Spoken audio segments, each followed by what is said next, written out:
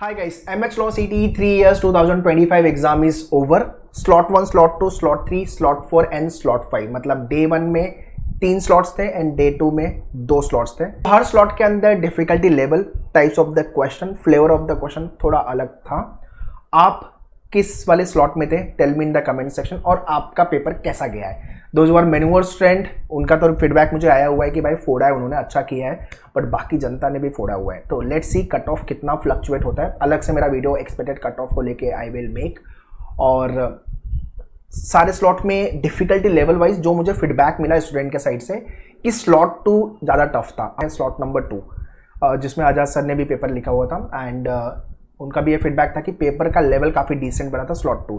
बाकी के स्लॉट ऊपर नीचे हैं थोड़ा बहुत, बट मोटा मोटी टफेस्ट स्लॉट वो स्लॉट 2. जितने लोग स्लॉट 2 वाले हो थोड़ा सा आप कम मार्क्स पे भी ज़्यादा परसेंटाइल आपका होगा.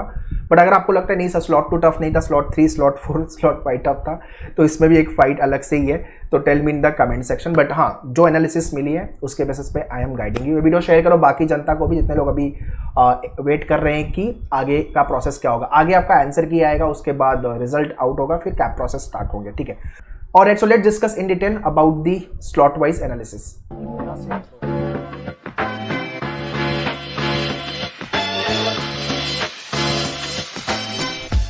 सबसे पहले things to know about MH Law CET 3 years 2025 paper. क्या क्या हुआ है इस साल के पेपर के अंदर.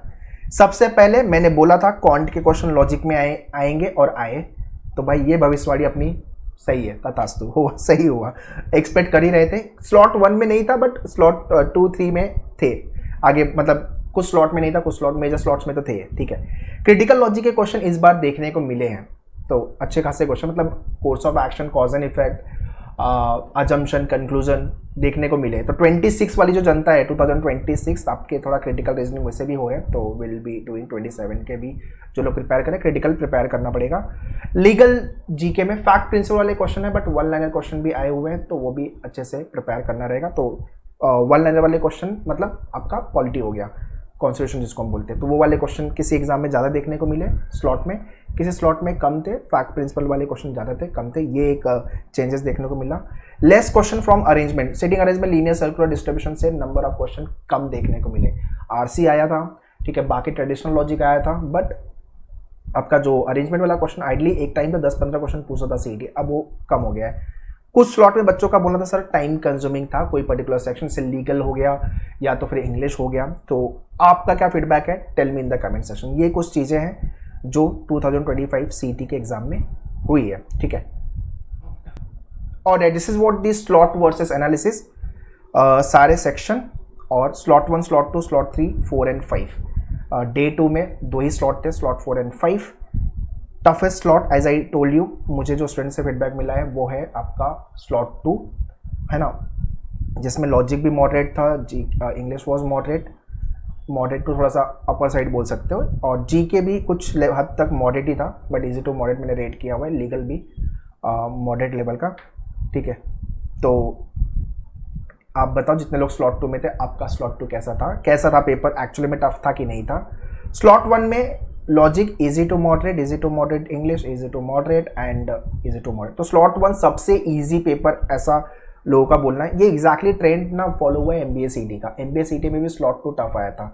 स्लॉट 1 तो मतलब ऐसा लग रहा है भाई क्या हलवा पेपर दिया है.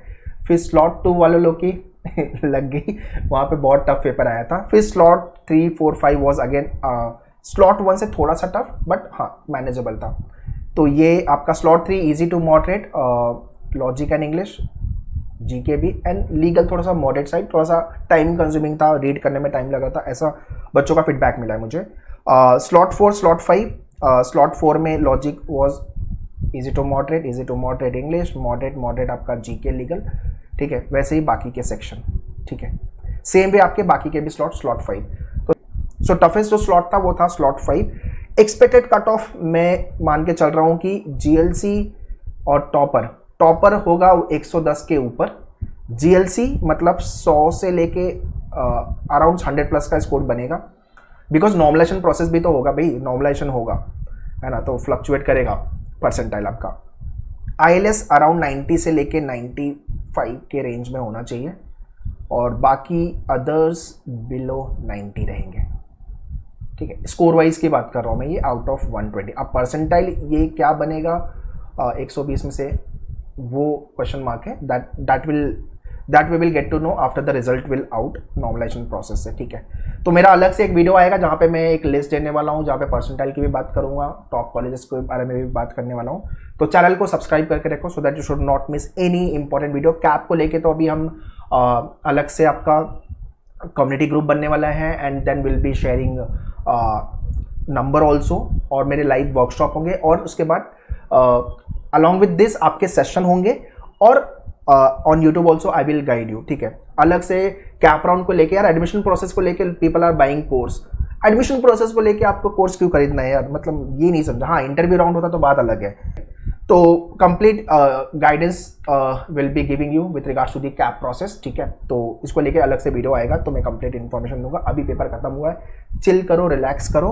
और हाँ, एक इन्फॉर्मेशन 2026 के लिए हमने, जितने लोग नेक्स्ट ईयर प्रिपेयर करने के बारे में सोच रहे हो, we have launch marathon batch, and S2C की आपकी बैच है 2027, जितने लोग 2 ईयर प्रिपरेशन के बारे में सोच रहे हो।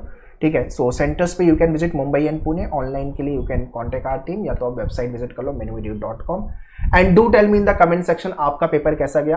हम पेपर देने के बाद कितने खुश हो, और कितने लोगों को लग रहा है नहीं यार पेपर थोड़ा और अच्छा जा सकता था। ठीक है, so that's all guys in this video. बाकी के वीडियोस आते रहेंगे चैनल पे। Stay tune on the channel, connected और चैनल से। All the best, thank you.